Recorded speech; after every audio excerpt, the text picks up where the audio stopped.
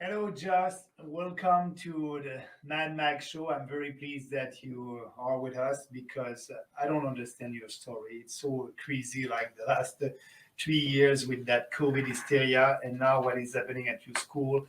But before going a little bit more in the details, I believe that our viewers will be interested to know who you are, how old are you, which school you were going, and just a little bit about you. And after that, we'll deep a little bit more in details for what happened really. Yeah, thank you for having me on. So I guess for anybody who doesn't know, I was a student at St. Joseph's Catholic High School in Renfrew, Ontario. Previously, I had been a student in the public board, but I was suspended approximately 4 times with the cops called to my school. And that was because I organized student walkouts in solidarity with the Freedom Convoy, along with my crew from SAVE Canada. After that year had wrapped up, I just decided to get a fresh start and hopefully join a school that would align with my personal beliefs. And as a Christian, I decided to enter the Catholic School Board.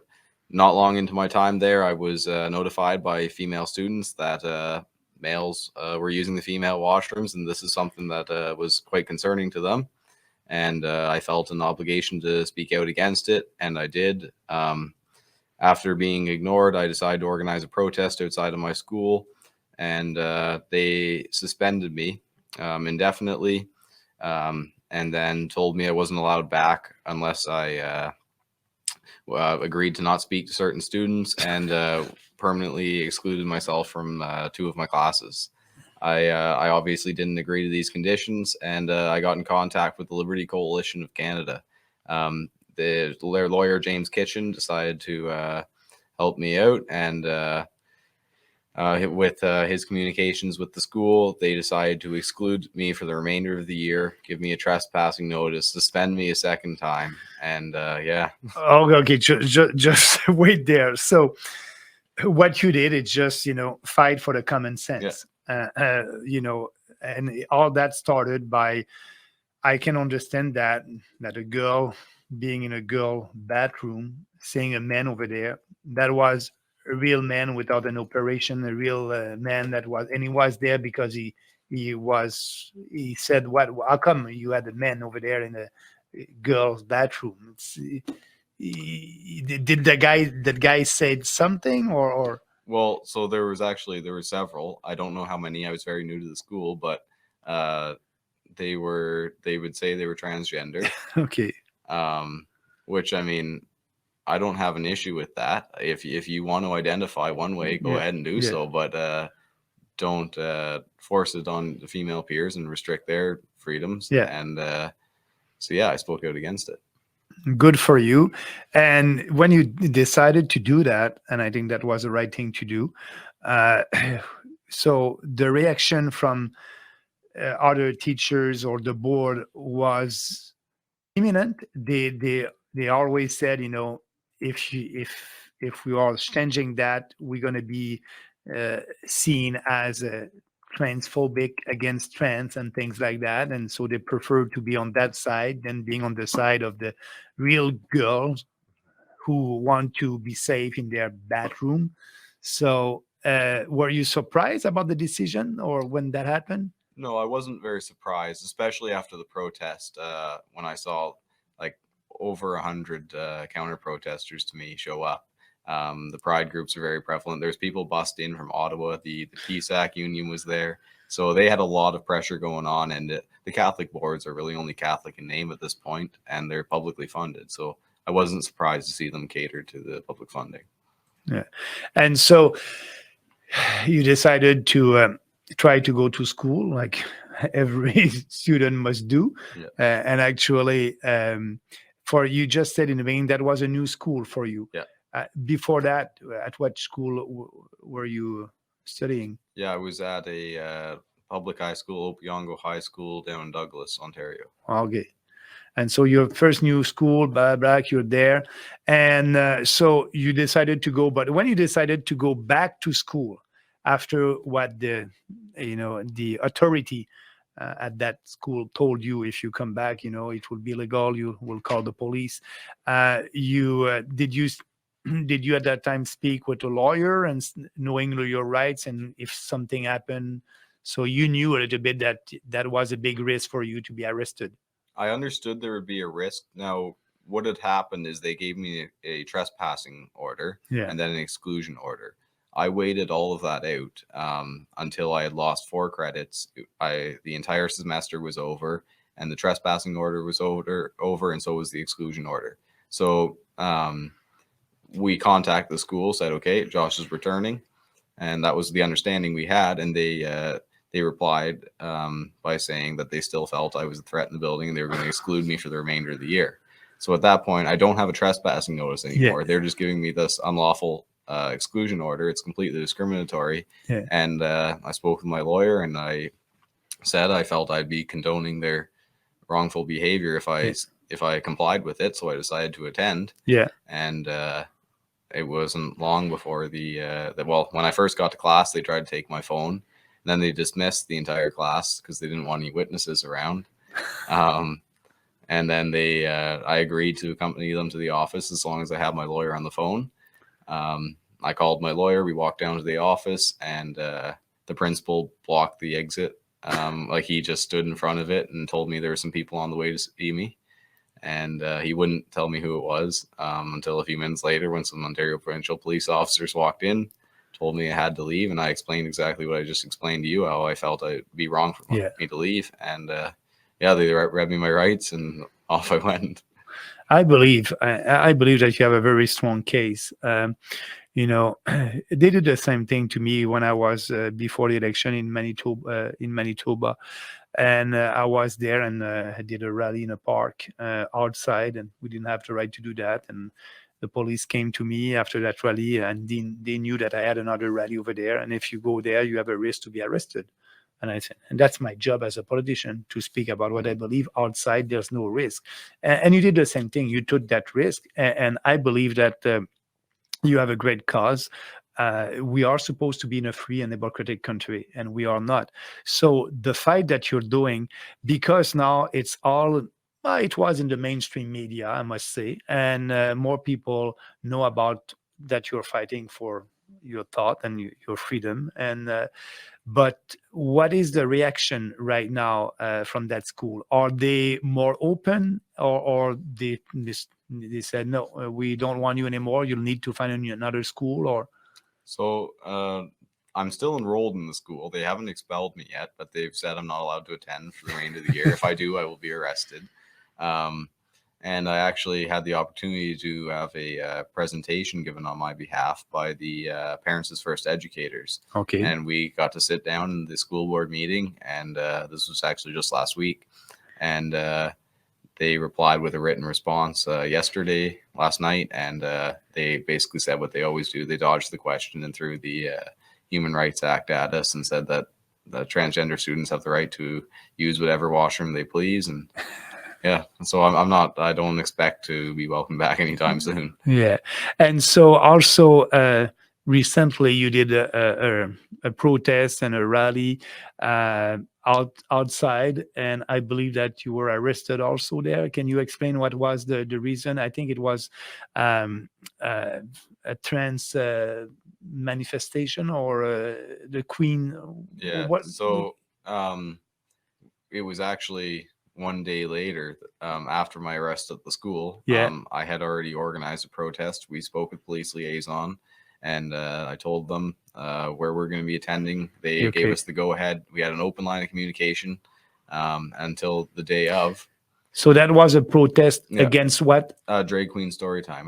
There was a I remember that. Drag queen story time. I remember that. Okay.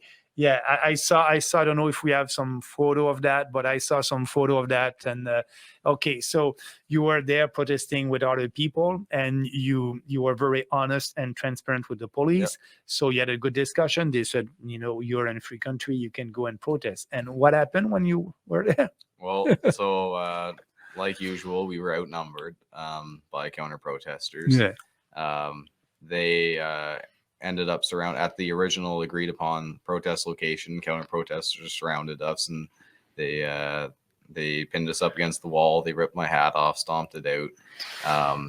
They hit us a few times. They did some inappropriate stuff like they always do when they get the chance in a big crowd like that. Yeah. But anyways, the police responded fairly quickly. And by responding, they grabbed us and threw us into traffic instead of dealing with our assaulters. But they threw us into traffic, and then they wouldn't allow us back on the sidewalk because there's some cops on the road and some on the sidewalk. Yeah. And when we tried to get onto the sidewalk, we get pushed back onto the road. So they were just basically pushing us back and forth. Anyways, they arrested my brother for being on the road after they had thrown him there. But he got released within 15 minutes. They dropped his charges because we had it all on camera. They understood what was going on. Yeah. And a few minutes later, I was crossing a crosswalk to go back to my protesters, the people that were there to support me. And I was using a megaphone, and I was quoting some scripture as I had been before. And I was exercising my fundamental freedoms. Yeah. And the cops told me if I didn't stop using the megaphone that I'd be arrested and charged with disturbance. Oh my God. On a protest that I was told I already communicated with the police. They said I was allowed to be there, and I was being arrested for disturbance at a protest. But and they knew it in advance. They knew it that you're going to be there and to protest. Yeah. So if you want to protest, you must be able to express yourself. A protest by nature is a disturbance. That's what it is. But they told me I'd be arrested for disturbance. I didn't stop using the megaphone. I continued to exercise my freedoms. And I was arrested. They held me for about 2 hours in the back of the cruiser, just on the sidewalk by the counter protesters. They didn't contact anybody. They just arrested me, charged me with trespassing after telling me I'd be charged with disturbance. And then they drove me off and dumped me on the side of the road and stole $600 worth of our camera equipment, which still hasn't been returned. However, they did phone and apologize and say they didn't mean to arrest me for trespassing. It was a mistake. So there's probably a fairly good case in there too. But also, they didn't. All the counter protester the police didn't bother with them. No, those. I believe one counter protester was arrested later on, but that was for assaulting an officer. But no, they didn't care until it was one of them being assaulted. Yeah. And also, I understand that there's a pastor in Calgary, Derek Reimer, was arrested also last week on same kind of protest against drag show for children. Yeah. So that seems like, I guess, a common pattern now. So now in our society, we must it must be normal that these drag shows must be good for children, but for me it's the sexualization of children. Absolutely. So but oh my God.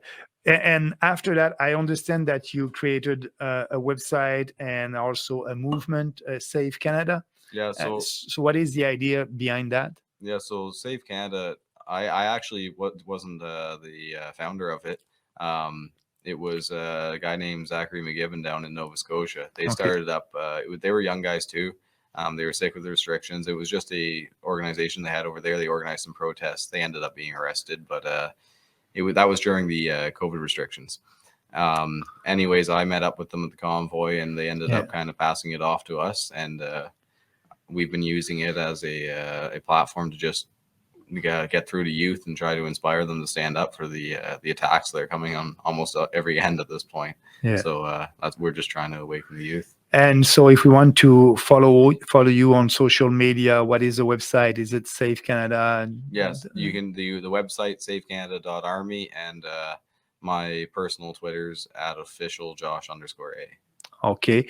And if our viewers want to donate to you or to help you, can you accept donation? Yeah, we have a Give, Send, Go where you can support our organization, or if you want to help my legal case, there's a petition you can sign at libertycoalitioncanada.com. That's great. I hope you'll support Josh. What is happening in our country?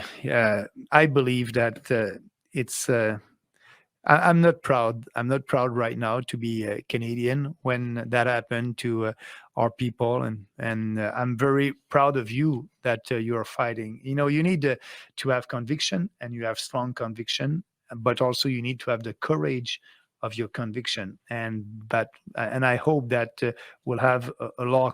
A decision in from the tribunal that will be in your favor if you have a good judge, because also I'm fighting for our rights, and I did that with Brian Petford because of the vaccine passport that the federal government imposed on unvaccinated people, and we didn't win, but we are appealing that decision.